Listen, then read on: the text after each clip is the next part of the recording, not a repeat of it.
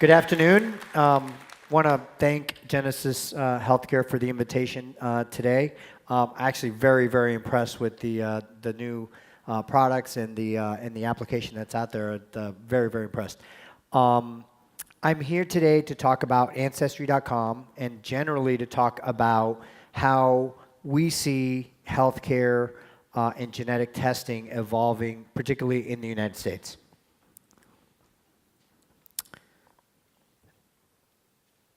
So Ancestry.com is a company that focuses on family history in the United States. That's how we got started about 30 years ago.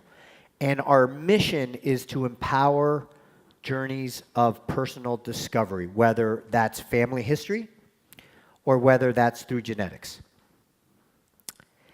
And we combine family history, understanding where we came from, who our relatives are. In the United States, being a melting pot, that's a huge interest for us. We want to know, did we come from Ireland? Are we part German? So we marry that with technology and this purpose of making sure that people find the discoveries that they're looking for. So discovery is the thing you're going to hear over and over from us. People come to our website. They use records like census records, marriage and death records, wills and estates, and actually build a family tree. We now have 100 million family trees that have been built on Ancestry.com. We now have 11 billion connections. And by connections, I mean you have family trees, and eventually, if you go far enough, people have a common ancestor. And so we have a giant tree of mostly English-speaking country where people are now related. DNA was launched in 2012. I joined 8 years ago to do this, and we have continued to push genetic testing in the United States. We now have over 15 million people that have taken a DNA test in the US, the UK, Ireland, Canada, and Australia. We sell all over the world, but that is where 99% of our tests come from. And one last thing is we have the largest and most distinguished collection of records. So remember I mentioned people use census records and marriage and birth records. We now have 20 billion records that you can go online and search to try to find your ancestors. It's the largest collection on the planet, and where every year we spend tens of millions of dollars going to different records and trying to scan them so people can actually search online. And one very important part of being Ancestry and being in the genetic business is being a trusted partner. People give us a lot of personal information about who their ancestors were, what their surnames were. They give us genetic information. And a huge part of what we have to do is make sure that we earn the trust of the public, right? If people don't trust us, they won't give us the information. So we focused on that over 30 years, and that's been something that has made a huge part in our success. So if you go and take an Ancestry DNA test, that's an example of the homepage of the website during St. Patrick's Day, which is a big celebration for us in the United States. People are very proud about being Irish in the United States. And so what happens is that you order the test online. We send you a device where you provide a saliva sample. That goes to one of our labs, and we do one of two things. The first is we look at your genetic profile and try to figure out what % of different parts of the world you are. So a good example in the United States might be that you're 25% Irish, 50% German, 10% Scottish. And again, that ethnicity is what we call it, is very interesting to people of the United States. They don't have a long history, and so they want to know where they came from. The second thing that we do is we connect everyone in the database genetically. So what we do is we compare your DNA to everyone else in the database, and then we find out if you're cousins. So we look to see if you're a second cousin, a third cousin, a fourth cousin. We can check with DNA a fourth cousin with about 99% accuracy, and a fourth cousin usually means that you had a common ancestor in the late 1700s. So people are identifying new relatives that they didn't know they had, and that helps them build their family tree and get connection.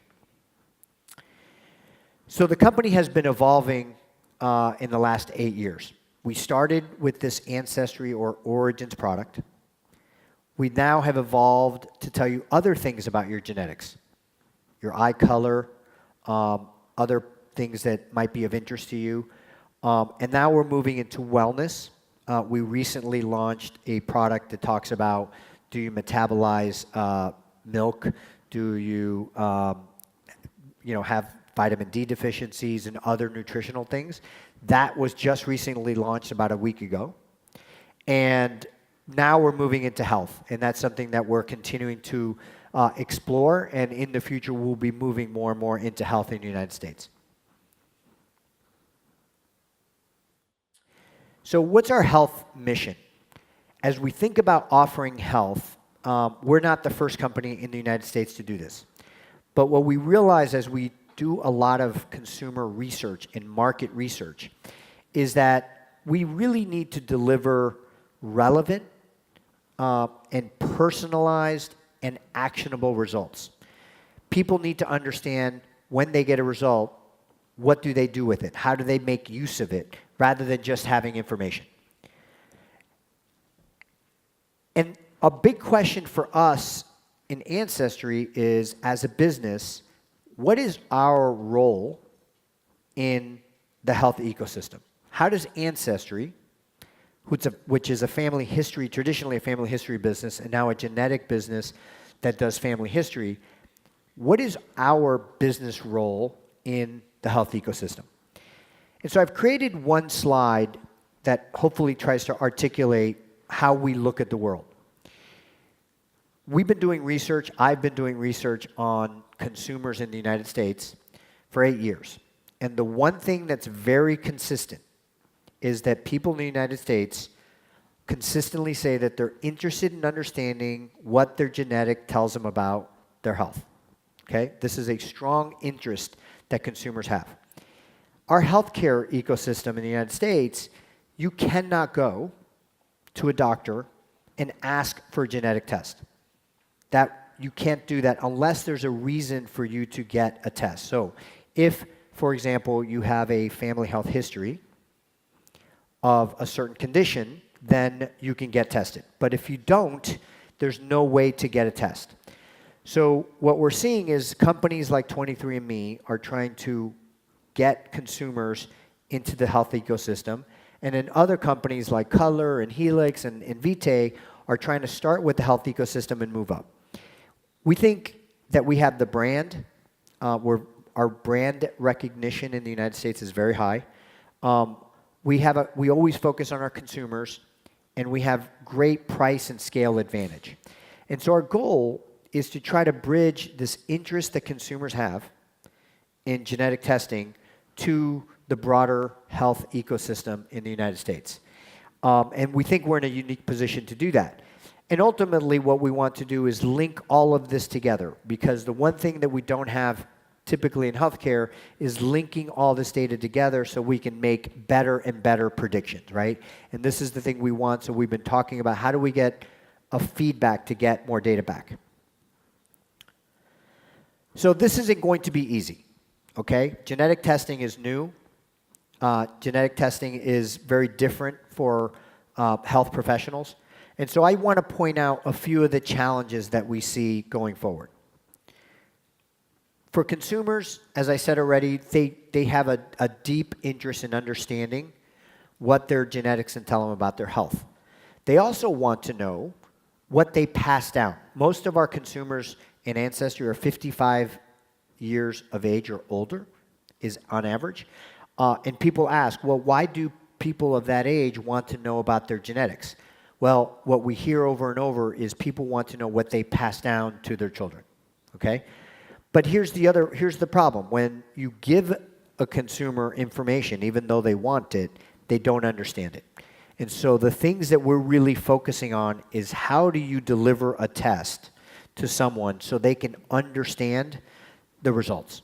And that's something that no one has really solved, I don't think, very well, and it's something that's going to continue to be an issue. And then the other thing is, great, if I understand it, now what do I do? Right? That's the other piece that everyone's interested in. So we have to solve some of these problems, and we're working very hard to look at this right now. From a technology, you heard Mark in the previous talk, Illumina is the leader in the NGS technology, but at Ancestry, we're the largest genomic company in the world. So when we think about doing anything, we have to think about doing it at a huge scale. So for us, doing 100,000 samples a year with NGS is relatively easy. Doing 10 million samples in 1 year is something that no one's ever done. So the question is, how do we do this at the scale and at the price that we can then sell to consumers? And I'm not going to go through all of this, but there's many steps along the way where we're innovating to make this more affordable and a lot more scalable so that we can actually sell it to the broad consumer market. This is an example. Mark saw my slides and he said, I'm glad you put that in there because I forgot. This is the price of sequencing and how it's gone down over the last 9 to 10 years. Starting at the bottom, it was about $31. I think this is called per gigabase. And you can see that it's dramatically decreased, and that price drop will continue. And as that price drop continues, the ability to provide consumers, on a direct-to-consumers, NGS data is going to become a reality.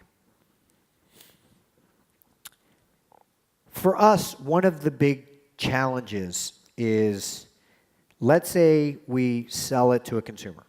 We do all of the proper clinical validation and analytical validation, and it's a good test. All of a sudden, this is a shift in the paradigm for physicians. Instead of the physician having ordered the test, right, another physician ordered the test, and the consumer shows up with a test that they've never seen before. And that's one of the biggest challenges that we find to offering this test, is that the physician now is put in a difficult situation that he or she has not been put in before. And so we're working very hard to make sure that we coordinate that, because if we make the physicians uncomfortable, then they're going to push back against the product, and we want the physicians to be partners, right? Not one that's trying to push back on the product. So this is a huge problem. Physicians in general don't understand genetics, but consumers really want to know, and we've got to figure that out. I took this slide. There was a conference last week called Health Evolution Conference in the States, and it's one of the biggest healthcare conferences. And I borrowed this slide from Siemens Healthcare was doing this. And it was a really good slide, because what it shows is that what's happening is, as we do genetics and other data, the physician is becoming overloaded, right? The physician can't possibly take all this data and make a proper diagnosis. It's getting too complicated. And so ultimately, the next shift that's going to happen, and something that we're working on as well, is you're going to have to use things like machine learning and artificial intelligence to actually integrate all that data and give a proper diagnosis. And again, this is another paradigm shift that people aren't ready for.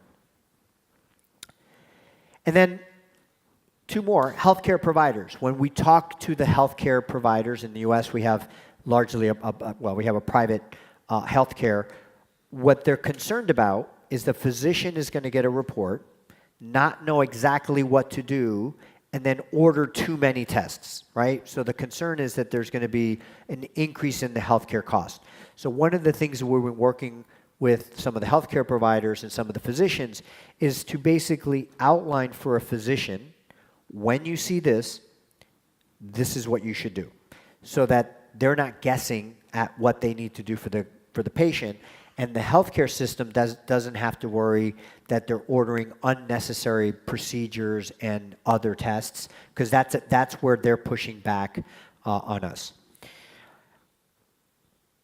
Let me just give you an example, though, of one of the things how we test, at least in the United States, and I think probably in Japan and other parts of the world it's similar. So Tay-Sachs disease is a carrier condition that is traditionally tested for people of Jewish background. So if you're of Jewish background, it's pretty well established that you can get a test to understand, to determine if you have Tay-Sachs disease. And when we look at our database and we ask ourselves, of the people of different ethnic backgrounds, which is the highest that has the most Tay-Sachs carriers? And sure enough, as you can see, this is European Jewish. That is the group that has the highest incidence of Tay-Sachs. But what if you flipped the question? What if you asked, forget about ethnicity, just test everyone in the database and ask who has a mutation in Tay-Sachs? And then ask, of those people, how many are Jewish? This is what happens. What happens is that this is Jewish here, but most of the people who have a Tay-Sachs mutation, in fact, have no Jewish ethnicity. So what happens is the healthcare system doesn't want to test everyone because that's expensive. So they say, if you're Jewish, we'll test you. If you're not Jewish, we don't test you. The problem is, look at this data from 5 or 10, this is about 5 million people, the database. You're missing most of the people, right? So what we want to do at Ancestry is, how do we provide really inexpensive screening for everyone? So even if you don't have a Jewish background, you could find out that you're a carrier for Tay-Sachs. And the same is true for breast cancer. You need to have a certain family history or you can't get tested, on and on, right? So I think we are really trying to focus on, how do we drive cost, how do we increase scale, and how do we provide a broad screening for everyone who's interested in learning this. And then the last one I'm going to bring up is regulation, privacy and security. These are things that are becoming a bigger issue in the United States. I think regulation is a very interesting question. On the one hand, I completely understand regulators are saying, we want to make sure that what's provided to the public is safe, it's effective, that it's being marketed properly. 100% agree that that's something we should do. But we also need to recognize that in the United States, with a database of 15 million, there are many, many people in there who have mutations that could be helped today if we could actually tell them what they have. And so the trick that we have to find is a balance between the safety and giving the proper information, but not withholding information that could be very important and potentially life-saving for people in our database, okay? And the other thing we're really looking at is we're approaching regulators. So Ancestry is working with the regulators. Ancestry is working with the healthcare system. We're trying to really be collaborative to make sure that at the end, right, everyone understands what we're doing, how we're doing it, and can trust that we're doing the right thing. So I'm going to leave you with this one point. This is a slide that I use with the company. We are part of a revolution that I think is as big as the internet. There are a few technologies that I can think of where if you said every person on the planet should have internet, yes. Every person on the planet should have a phone, yes. And I think every person on the planet should have a genetic test. I just don't see how this is not something that everybody on the planet is going to have. And we're in the very early stages of genetic testing. And I bet when I started this 8 years ago, if you had told me we would have 15 million people in the database, I would have said, you're crazy. And it's grown dramatically, and I think it's going to continue to grow. And so I'm very optimistic. At the end of the day, genetic testing, is basically we have a saying in the United States that it's on the right side of history, meaning when we sit in this room in 10 years, you're going to recognize that the world has changed. It's the right thing for society. It's the right thing for the consumer. And at the end of the day, I think it's one of the things that's the most promising at reducing healthcare costs, because I think we have to shift the paradigm from treating people with disease to preventing disease, and genetics is going to play a key role in making sure that happens. So with that, thank you very much.